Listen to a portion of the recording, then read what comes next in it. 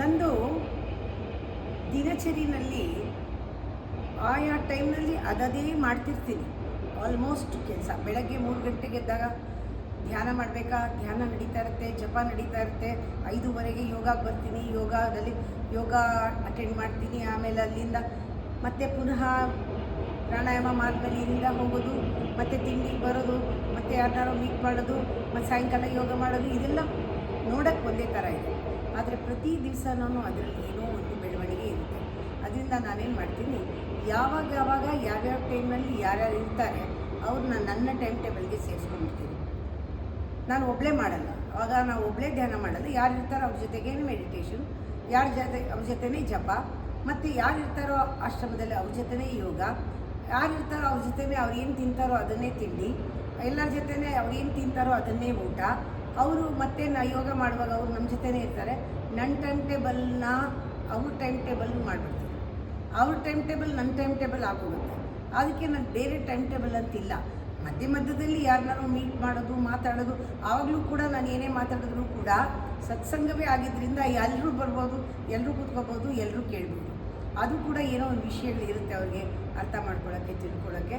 ಆ ಥರ ಪರ್ಸ್ನಲ್ಲಾಗಿ ಗಾಸಿಪ್ ಅದಕ್ಕೆಲ್ಲ ಅವಕಾಶ ಇಲ್ಲದೆ ಇರೋದ್ರಿಂದ ನಾವು ಮಾತಾಡೋದು ಸತ್ಸಂಗ, ಮೀಟಿಂಗ್ ಮಾಡೋದು ಸತ್ಸಂಗ, ಯಾರು ಏನಾದರೂ ಹೇಳಬೇಕಾದ್ರೂ ಸತ್ಸಂಗವೇ. ಅವ್ರ ಲೆವೆಲ್ಗೆ ಬಂದು ಮಾತಾಡಲ್ಲ, ನಮ್ಮ ಲೆವೆಲ್ನ ಅವ್ರನ್ನ ಎಳೆದು ಮಾತಾಡಿಸಿ ಅರ್ಥ ಮಾಡಿಸ್ತೀವಿ ಅಷ್ಟೇ.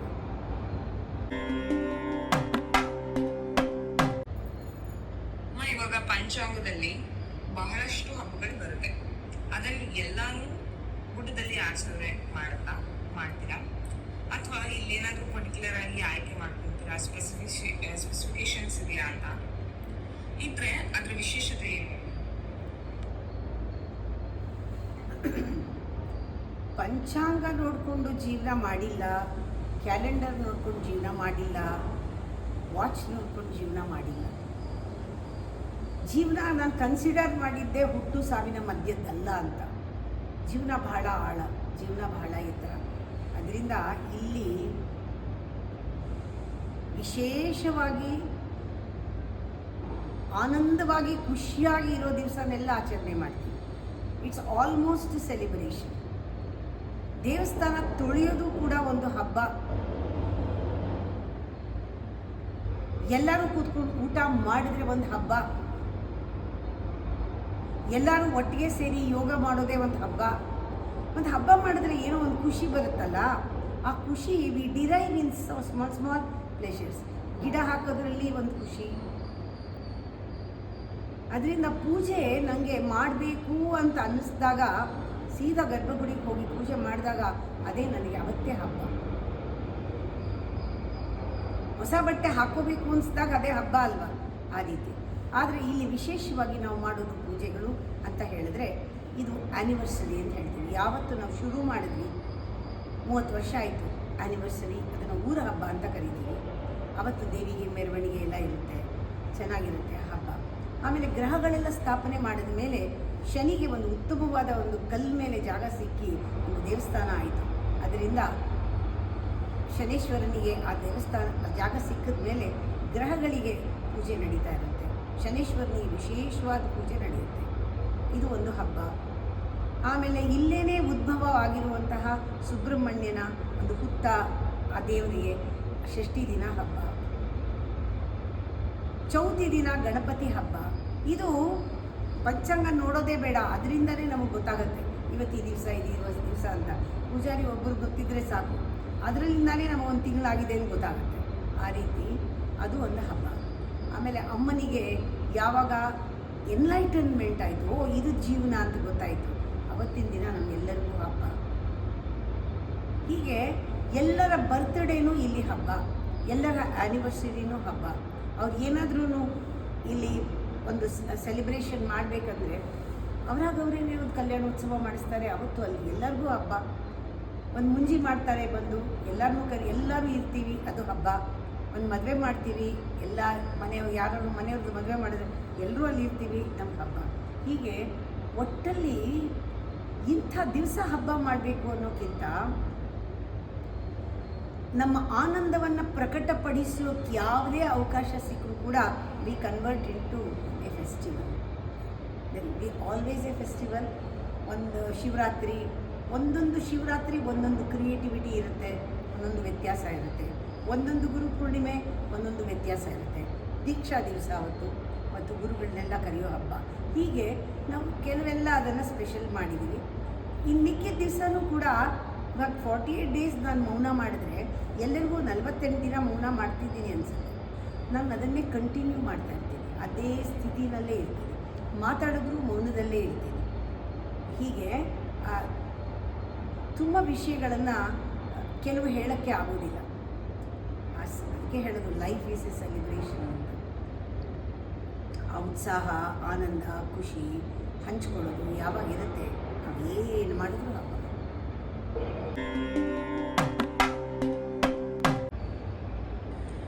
ಮನುಷ್ಯ ಯಾವ ಆಯಾಮದಲ್ಲಿದ್ದೆ ಅವನಿಗೆ ತುಂಬಾ ಒಳ್ಳೆಯದು?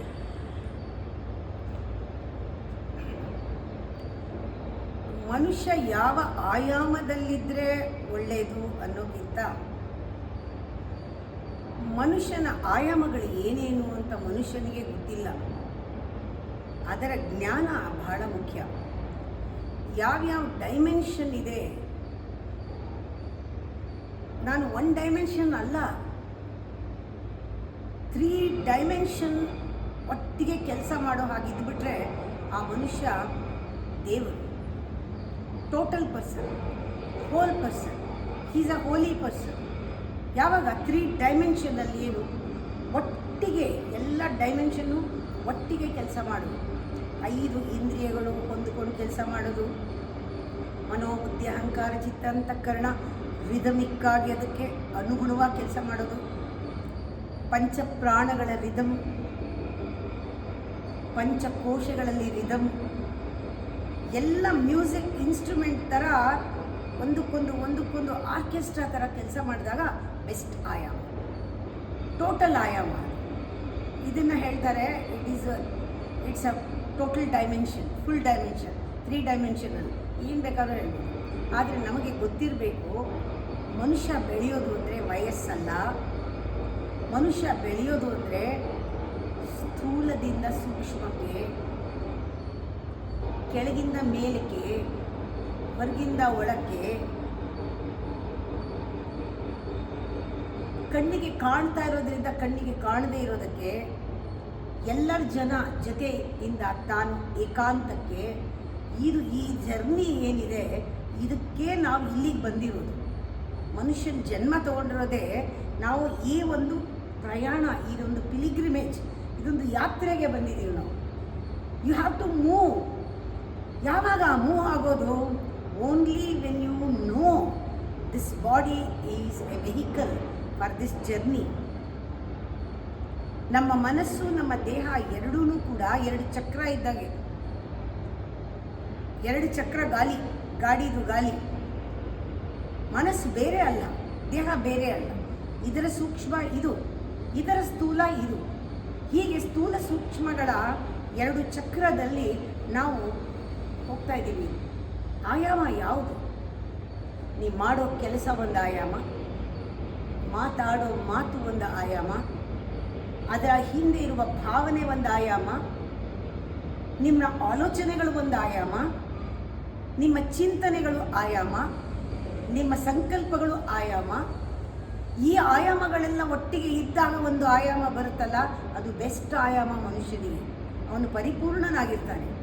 ಅವನು ಏನನ್ನ ಸಂಕಲ್ಪಿಸ್ತಾನೆ ಅದರ ಕಡೆಗೆ ಅವನು ಚಿಂತೆ ಮಾಡ್ತಾನೆ, ಅದರ ಕಡೆಗೆ ತನ್ನ ಎಲ್ಲ ಭಾವನೆಗಳನ್ನು ಸುರಿತಾನೆ, ಇನ್ವೆಸ್ಟ್ ಮಾಡ್ತಾನೆ. ಪ್ರೀತಿ ಆಧಾರದಲ್ಲಿ ಅವನ ಒಂದು ಗುರಿಯನ್ನು ತಲುಪೋದಕ್ಕೆ ನಿಂತ್ಕೊಳ್ತಾನೆ. ಜೀವನನ ಇಷ್ಟಪಡ್ತಾನೆ, ಪ್ರೀತಿಸ್ತಾನೆ ಜೀವನ ಈ ಪ್ರಪಂಚನೇ ದೇವರು ಅಂತ ಅಂದ್ಕೊಂಡು ಪ್ರಪಂಚದಲ್ಲಿ ಬದುಕ್ತಾನೆ. ಅವನು ಆಡೋ ಮಾತು ಪೂರಕವಾಗಿ ಬಂದಿರುತ್ತೆ, ಸುಳ್ಳು ಹೇಳಲ್ಲ, ಅಹಂಕಾರದಿಂದ ಬಂದಿರಲ್ಲ. ಅವನಿಗೆ ವ್ಯತ್ಯಾಸ ಗೊತ್ತಿರುತ್ತೆ. ಅಹಂಕಾರಕ್ಕೂ ತನ್ನ ನಿಜವಾದ ಸ್ವರೂಪಕ್ಕೂ, ಆ ಪಾತ್ರಗಳನ್ನು ಅಹಂಕಾರದಲ್ಲಿ ಇದ್ದರೂ ಕೂಡ ಆ ಪಾತ್ರಗಳನ್ನು ಮಾಡುವಾಗ ಜಾಗೃತೆಯಿಂದ ಇರ್ತಾನೆ. ಪ್ರತಿಯೊಂದು ಪಾತ್ರಕ್ಕೂ ಅಂಟ್ಕೊಳ್ಳದೆ ಪಾತ್ರ ಮಾಡ್ತಾನೆ. ಮಾತಾಡುವಾಗ ಆ ಒಳಗಿದ ಭಾವ ತುಂಬಿ ಮಾತಾಡ್ತಾನೆ. ಬೇರೆಯವ್ರನ್ನ ಕನೆಕ್ಟ್ ಮಾಡ್ತಾನೆ, ಪ್ರೀತಿ ತುಂಬಿ ಮಾತಾಡ್ತಾನೆ. ಪ್ರತಿಯೊಂದು ಕರ್ಮದಲ್ಲೂ ಕೂಡ ಇಷ್ಟು ರಿಫ್ಲೆಕ್ಟ್ ಆಗುತ್ತೆ. ಅವನು ಕರ್ಮ ಮಾಡುವಾಗ ಅದು expression of his own being.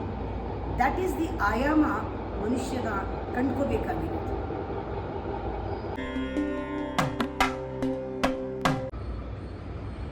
ಈ ಪ್ರಾಪರ್ಟಿ ಓನರ್ ಯಾರು?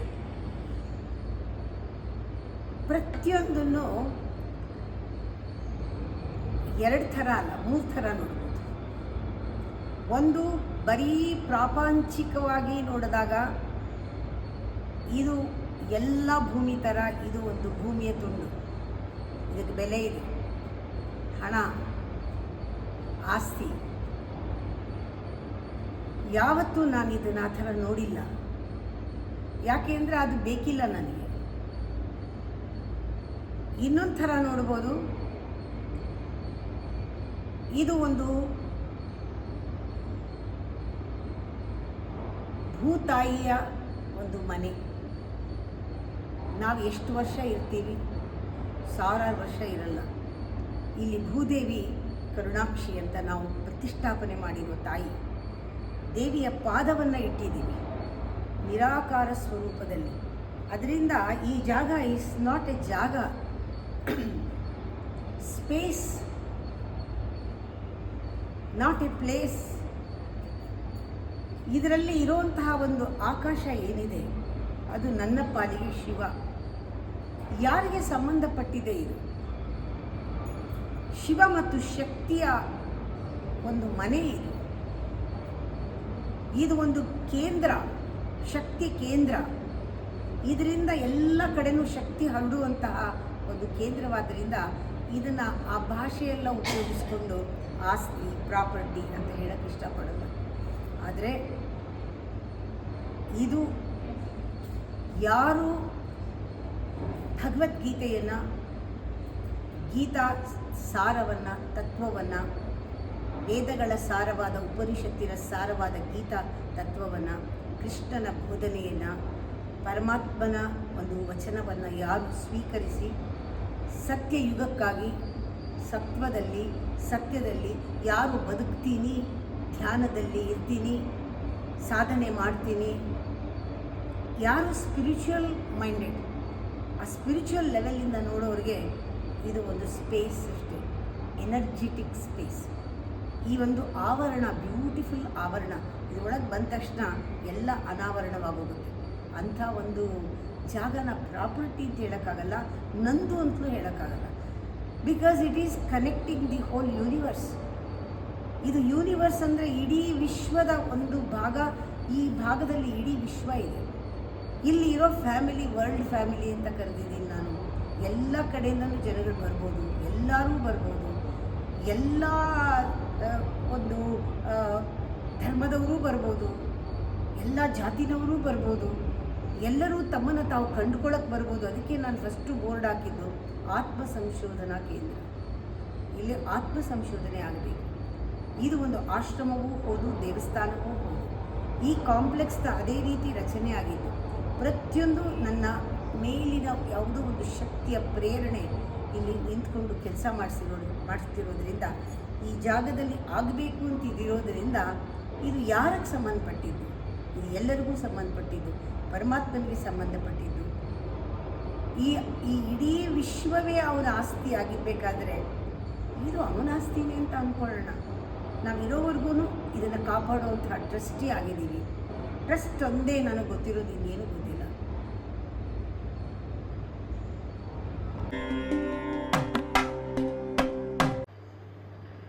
ಯೂಶಲಿ ಕೆಲವು ಸನ್ಯಾಸಿಗಳು ಹೇಳ್ತಿರ್ತಾರೆ ನಾವು ಹೆಂಗಸರನ್ನ ನೋಡಲ್ಲ ಅಂತೆಲ್ಲ. ಬಟ್ ನೀವು ಒಬ್ಬ ಹೆಣ್ಣಾಗಿದ್ದು ಸನ್ಯಾಸವನ್ನ ಹೇಗೆ ಸ್ವೀಕಾರ ಮಾಡ್ತೀರಿ? ಸನ್ಯಾಸ ಒಬ್ಬರು ಕೊಡೋದಲ್ಲ, ತಗೊಳ್ಳೋದಲ್ಲ, ಅಥವಾ ನಮ್ಮ ಇಷ್ಟ ಬಂದಾಗ ನಾವು ತಗೊಂಡಿದ್ದೀವಿ ಅಂತ ಮಾಡೋಕ್ಕದು ಏನು, ಇಟ್ಸ್ ನಾಟ್ ಡೂಯಿಂಗ್. ಇದು ಡಿಕ್ಲೇರ್ ಮಾಡೋದು ಅಲ್ಲ. ಸನ್ಯಾಸಕ್ಕೆ ಬಹಳ ಶ್ರೇಷ್ಠವಾದ ಅರ್ಥ ಇದೆ. ಇಲ್ಲಿ ಹೆಂಗಸರು ಗಂಡಸರು ಅನ್ನೋದು ಬರೋದೇ ಇಲ್ಲ. ಕೆಲವು ಸಂಪ್ರದಾಯ ಪದ್ಧತಿಯಿಂದ ಒಂದು ಚಿಕ್ಕ ಮಗುವಿಂದ ಪೀಠಕ್ಕೆ ಕೂಡಿಸಿದ್ರೆ ಅದಕ್ಕೇನು ಡಿಸಿಪ್ಲಿನ್ ಬೇಕು. ಗೃಹಸ್ಥಾಶ್ರಮನೇ ಬೇರೆ, ಸನ್ಯಾಸಾಶ್ರಮನೇ ಬೇರೆ, ಆಶ್ರಮದಲ್ಲಿ 4 ಇದೆ. ಅದನ್ನು ತೊಗೊಂಡಾಗ ಅದರದ್ದು ಆ ಬ್ಯಾಕ್ಗ್ರೌಂಡಲ್ಲಿ ವಿಷಯನೇ ಬೇರೆ ಆಗುತ್ತೆ. Context is different. ನನ್ನ ವಿಚಾರದಲ್ಲಿ ಕಾಂಟೆಕ್ಸ್ಟ್ ಈಸ್ ಟೋಟಲಿ ಡಿಫ್ರೆಂಟ್. ನನ್ನ ವಿಷಯದಲ್ಲಿ ಮನಸ್ಸಿನಲ್ಲಿ ಮಾನಸಿಕವಾಗಿ ನಾನು ಸಿದ್ಧ ಆಗೋದು ಯಾವಾಗ ಅಂದರೆ ನನ್ನಲ್ಲಿ ವಿವೇಕ ಜಾಗೃತಿ ಆದಾಗ, ಬರೀ ಬುದ್ಧಿ ಬಂದಾಗಲ್ಲ, ಬುದ್ಧಿ ಪ್ರಚೋದನೆ ಆಗಿ ನನ್ನಲ್ಲಿ ಆ ವಿಸ್ಡಮ್ ಬಂದಾಗ, ಆ ಬುದ್ಧಿ ಆಳವಾಗಿ ಎತ್ತರವಾಗಿ ಬೆಳೆದಾಗ ನಮಗೇನೋ ಗೊತ್ತಾಗತ್ತೆ. ಆ ಸಟ್ಲಿಟಿ ಗೊತ್ತಾಗತ್ತೆ, ಎಲ್ಲದರ ಅಸ್ತಿತ್ವ ಏನು ಅಂತ ಗೊತ್ತಾಗತ್ತೆ, ಎಲ್ಲದರ ಹಿಂದೆ ಏನೋ ಅಡಗಿರೋ ತತ್ವ ಅರ್ಥ ಆಗುತ್ತೆ, ಸೂಕ್ಷ್ಮತೆ ಅರ್ಥ ಆಗುತ್ತೆ.